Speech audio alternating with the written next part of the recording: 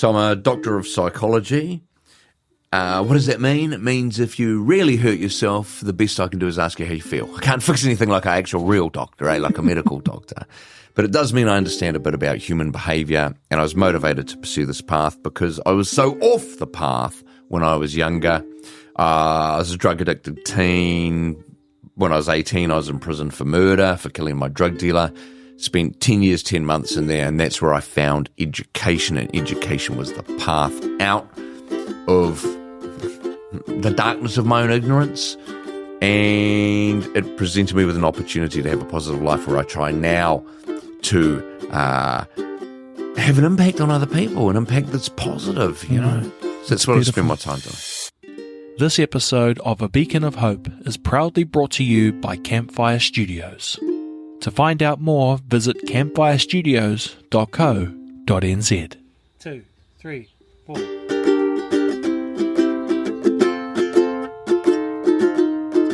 A Beacon of Hope is a weekly podcast that shines a light on the human spirit and explores the power of hope in our lives.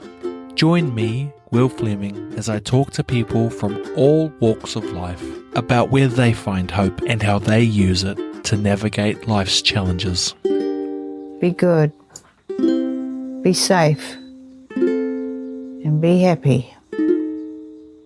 Dr. Paul Wood, I want to say hello, and we've spent more time officially on microphones and cameras than in real life, and I'm cool with that because when I know you're in town, I try and scheme my way in to meet you again and continue this ongoing conversation, which has been, it's nearly a decade old, of me and you sitting down, pondering life. It's the normal now, but when we started, it was quite new and a buzz. Yeah. The weird thing for me is it's still new and a buzz because human connection is where it's at. Yeah. And normally in these sessions, I blabber my heart and soul from the depths of depths to you. But in this in this podcast, Oh, there we go. There we go. Hey. Okay. I leveraged AI to tell me what fantastic. I want to talk about AI too. Absolutely. But I've asked it to ring fence the things that people want to know about the skill set you've earned. And so there's three areas. There's success and personal development, and it's highlighted something called reasoning. It's mental fitness and resilience again, and leadership and team building. So I thought our chat will be quick, but it can go over some of those things. Top 10, it said here, I don't think go through 10, but the things internet wanted to know most is the strategies for personal growth. So really, I just want to ask you if you can share a strategy for personal growth that will work for someone at the top of the pile, someone at the bottom 100%. Of the pile. Shrink the horizon. Stop focusing on some like imaginary future point and just focus on what you want to look like tomorrow. Okay? Like what's one small commitment I can make today that tomorrow when I wake up is going to make me feel that I achieved something meaningful in terms of who I want to become. Small as. Go small. Don't focus on a long-term future. Focus on tomorrow. Love that idea. What's that for you today? Because I really want to make sure that it's not always just about, you're more than Paul years ago. You're this evolving character too. You're a father, you're a husband, you're a member of society. Of course. Hey, look, the story of Paul years ago is something I continue to share only because I know it adds value to other people. It doesn't add any particular value to me. I mean, like I look at it and I go, what? Was that real? You know, it seems so different than who I am today in my life today that sometimes it's hard to sort of like really sort of merge those. Yep. So, you know, a few years ago, I was like, I'm not going to talk about my background anymore. I've done enough of that. You know, I'm going to focus on the future, focus on this stuff. But one of my key deliverables as a human being is positively impacting others. And I just get enough feedback from other people who hear my story for the first time that actually, even though I might feel a bit I might feel a bit, you know, over it, whatever, that it adds enough value for other people for me to get past myself in that respect. But yeah, it's not particularly relevant to me. The sort of thing I would think of today is more like, okay, well, like a small commitment I could make today where tomorrow I'd wake up closer to being the person I want to grow into would be to go, when I put my kids to bed tonight, I won't have my phone on me. right? Or when I arrive home tonight after this, for the first half an hour I'm in the door, I'm not going to have my phone on me so that I can be more present with them, right? Yeah.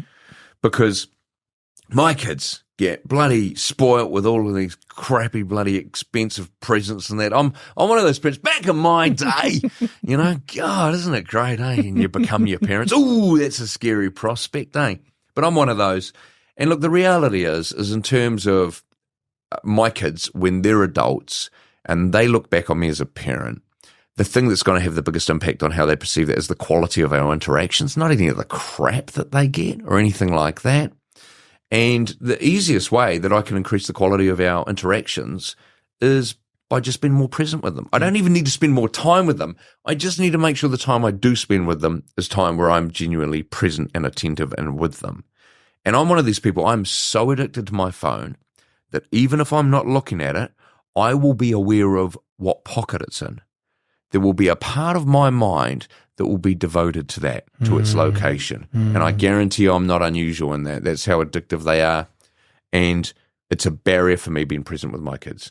So the small commitment is just that, hey, first half an hour or during bedtime, not have it on me. And then tomorrow I wake up and I'm like, hell yeah, that's the kind of person I am. I'm the kind of person who's present with their kids. Yeah, that's awesome. And then that just encourages, and then you just build upon that, right?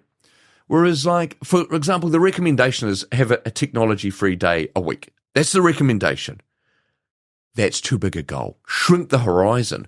Spend 15 minutes, 30 minutes without your phone on you, when you're with people who matter to you. It's beautiful because we're not just addicted to our phone. It's the AirPods. I know where they are. Bro. It's the charger. I know where that is. Oh, Wild. man. They've got us by the ghoulies. Yeah. Let's move on to achieving career goals. What's a key step and a mindset shift that one should take to achieve their career goal? Recognize when you're in destiny and when you're in legacy. Those are two different phases. Like when you're younger, you're in destiny. It's like, what's my destiny? What can I pursue? I want to maximize my potential. I want to strive. And that's a period where, your focus is far more on, what can I achieve through sacrifice at this point? But there is a point where you shift and it becomes more legacy and you go, well, what can I leave behind? What can I contribute to others? And I think being able to recognize the difference between those phases is important, because if you continue to measure yourself based on destiny once you're sort of shifting into that legacy age, then you're going to have a harder time transitioning. And I'm in this phase because I'm sort of midlife at the moment. I'm in my mid-40s. I look in the mirror and I'm like, who's that old guy? I heard this the other day, right, which I love, because everything for me is like evolutionary lens, eh? Like, understand yourself, understand your ancestors. We've got a Stone Age brain in a modern world. And our ancestors didn't tend to live beyond their 30s. And so I heard this theory the other day that you can continue to really sort of like understand aging up until about the age of 39. So up until that period, you can look in the mirror and look at yourself and go, yeah, that's me, I understand that. But beyond the age of about 39, you can't conceptualize yourself as being older. So when you look in the mirror, you are surprised by how old you are because you haven't moved past that. You've been stuck at that period. Does that make sense? Yeah, shit, yeah. Yeah. It makes too much sense. Honestly, and I've had a hard life, bro. I mean, God, look, God, I'm not moaning. Don't catch yourself. Don't catch yourself. I'm not moaning. I hear you. But I have had a life where, my face You deserve is a an frown indication. here and there. I love this. This is Mark Twain quote, right? Which is, by the time you're 40, you got the face that you deserve. Smile lines or wrinkles, bro, eh? One way or the other. And I've definitely got an expressive face. Oh, I love it. Building self-confidence. For someone struggling with self-confidence, just an actionable step that they can build and sustain. Absolutely. Stop focusing on self-confidence. Self-confidence is something you get as a byproduct of having the courage to take action. Focus on building your courage. Confidence will come with that. And I'll tell you, here's another big thing as well. Often we have this mistaken idea about confidence where it's like, yeah, I got this. Yeah, I'm all going to succeed and all of this. Forget about that. The confidence that you want to work on is this. Even though I might fail, even though I feel uncomfortable and uncertain, I'm going to figure it out. I'm going to be all right. If I fail, I'm going to learn from it and come back stronger. Your confidence can't depend upon external outcomes. It needs to be that idea that, hey, I'm going to have the courage to take action even though I don't know I'll succeed, and I'm going to be confident that I'll be all right. That's the key. Any tips on being a better communicator? Oh, geez. It's a difficult one. Here's what I would say. Self-monitor and stop saying and ah. Stop using unnecessary fillers. It's something I did over the years when I started public speaking, and I feel it's made me a far better communicator, is not using unnecessary verbal utterances. Love that. What about procrastination? Thoughts on that? Ooh. Well, there's different types of procrastinators, right? Okay. So it's interesting to think about what type of procrastinator you are, because there's like the fear of failure procrastinator where I'll go, I'm not even going to try anything where I may not succeed because I'd rather be perceived as lazy than as not capable, right? And it's this fear of failure. And it's a real fixed mindset procrastinator.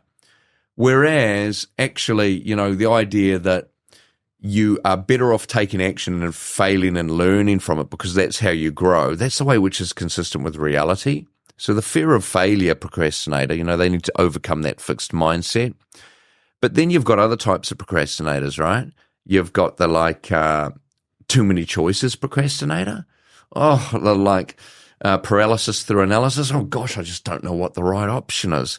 But again, the focus needs to be to go, actually, the goal here is progress. It's not immediate resolution and definitely getting it right. And what we know from the research is that people would rather be around someone who makes the wrong choice and undertakes the wrong actions than someone who does nothing. And that's useful from a leadership perspective too. A bias for action. Have a bias for action, but also the humility and the self and situational awareness to pay attention to the outcomes so that you can change tack if you need to.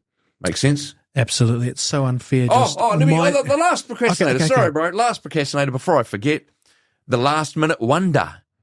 And this is the person who works better under pressure because they like that little dopamine hit of the pressure. And they're like, no, put it off. Oh, it needs to be done now. Get it done now. But actually, that's just about personal discipline. And here's a technique for anyone procrastinating who wants to overcome it. One thing I find really useful is you ring fence your time. And what that means is you go, okay, I'm going to put this time right now on my calendar for this, and I don't have to do it, but I'm not allowed to do anything else. So if I don't do that task, then I just have to sit there and do nothing. I'm not allowed to answer other emails. I'm not allowed to go on social media. So you ring fence the time. It's for this or for nothing. And it goes back to that shrinking the horizons piece I mentioned earlier too. Break it into smaller chunks. Love that. Love that so much. A couple more. What do you think when I say work-life balance? Bullshit is what I think. Bullshit is what I think. I think it's one of these rods that we use to bloody flagellate ourselves. Oh, I'm supposed to have work-life balance. I've seen that yoga instructor in that tree pose. That's what I'm striving for. Nah, load of rubbish, man. Life's dynamic. What life requires from you, the type of balance required. I love this analogy. A guy I know, Digby Scott, who does leadership stuff. He's the first person I heard mention this. And it's the idea that real work-life balance is like having a barrel on its side with a plank on it, where you're standing on the plank and you're constantly having to readjust your weight to maintain your balance. Life is dynamic. It requires you to constantly readjust your priorities and your focus in order to make sure that you can maintain functionality in a complex life, eh? And life complexity is important, by the way. One of the things we know from psychology is that if you're too focused on one area, to the exclusion of others, then you're far less likely to be able to adapt and to be able to be resilient to life's challenges and struggles and failures. Whereas when you have these multiple areas where you invest and where you see value, it's way easier if one area is not going well to still flourish. I'll tell you something else I think is important on that note as well. is that, we'll have different parts of our lives, different areas where we feel more or less competent than others. And we really need to watch that, because the feeling of competence is a fundamental human driver, the pursuit of mastery, getting better at stuff that matters to us. But the problem is that if we feel competent in one area of our life that matters to us and less competent in other areas that might be equally or even more important, what we can find ourselves doing is gravitating more towards where we feel competent and spending less time in the areas where we don't feel as competent. What does that often look like? Workaholics. I feel competent at work, not so much at home, so I'll spend more time at work. Whereas actually what we want to be able to do is to go, this is an important area of my life too. I'm going to invest more into this to increase my competence here. Yeah. Do you have a favorite stress management technique? Yeah. Exercise for sure. Judo's my primary sport.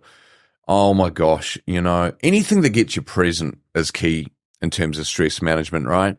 But like for me, combat sports, oh my gosh. If you're not present, you're going to get some real tangible feedback. You're going to get it regardless. So for me, when I engage in that activity, it's primal, it's very homoerotic too, the grappling. Oh, you got to love that, hey? Wrestling with some other sweetie guys. Hey, can't say no to that.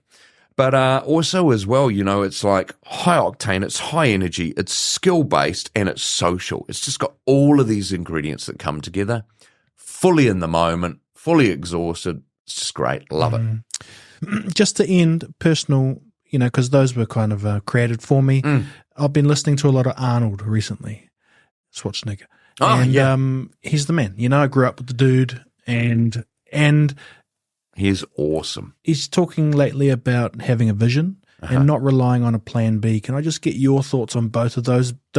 I've always had a plan B, not by choice. Interesting. I just come from that a trampoline of love.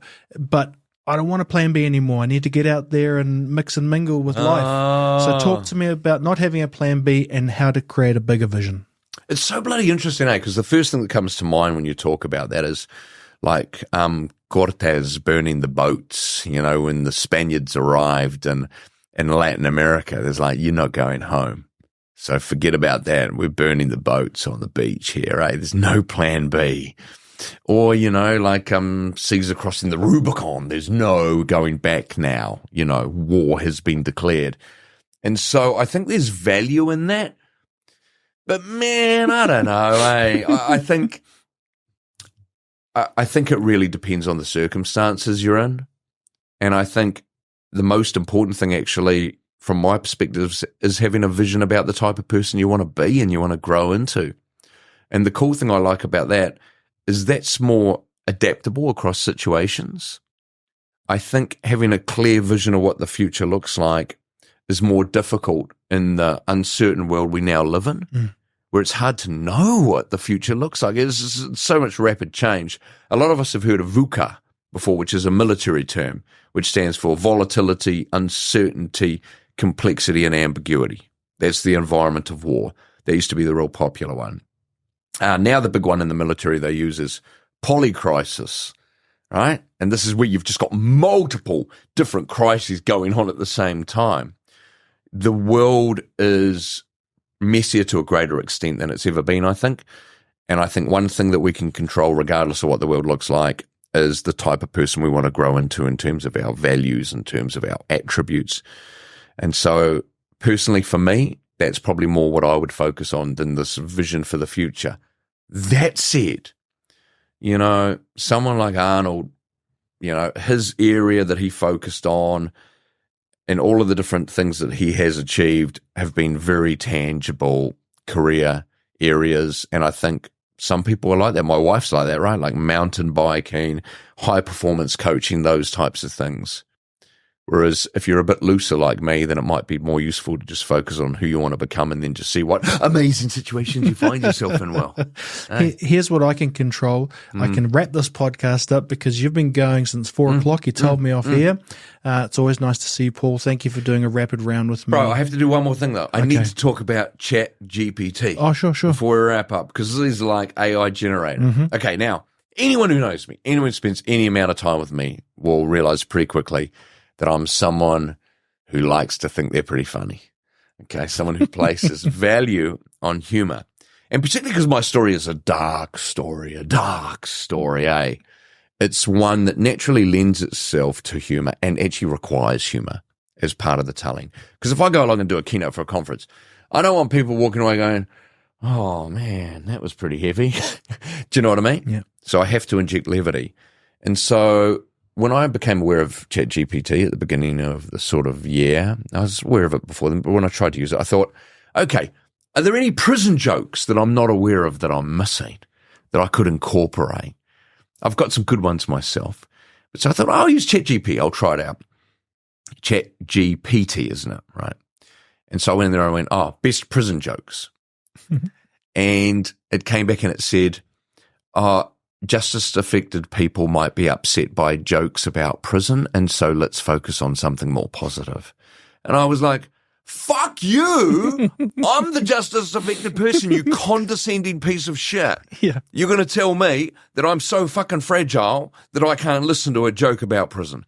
And I just thought, oh my gosh, okay, well, clearly I haven't used this thing right. So I typed in there again and went, okay, good jokes about, people in the prison system or whatever. I just tried to change the wording. Same thing came up again. And I was really disappointed because I thought it's such an indictment by the people who are programming these things that you think people are so fragile that humor is something which is just not able to be engaged with. And again, particularly for me, hey, I'm the person you're trying to protect. I don't appreciate it. Words are not violence. Anyone who's been punched in the face knows the difference between being punched in the face and being called a name. They're not the same thing. And I think if we can't develop the resilience to be able to deal with, jokes and humor, even if we don't like it or agree with it, then, hey, we're going to have a hard time with life. Absolutely. And so there you go. I was less than impressed with my AI experience. So. Is it an upcoming book? Dr. Paul Wood's top 10 jokes and the psychology behind them. Hey man, I tell you what, I have got an upcoming book, and the book is called Better Never Stops. Boom. And it's about the importance of pursuing your potential in the areas that matter and having the mindsets that will enable you to do that. Yeah. Hey, beautiful. Come back from wherever you've been and get to wherever you want to go. Look forward to seeing you next time, brother. Thank you. Always a pleasure. This episode of A Beacon of Hope is proudly brought to you by Campfire Studios. Campfire Studios is an impact-led organisation amplifying the voices of Māori and Pasifika communities via podcasting and video content. To find out more, visit campfirestudios.co.nz. 2, 3, 4.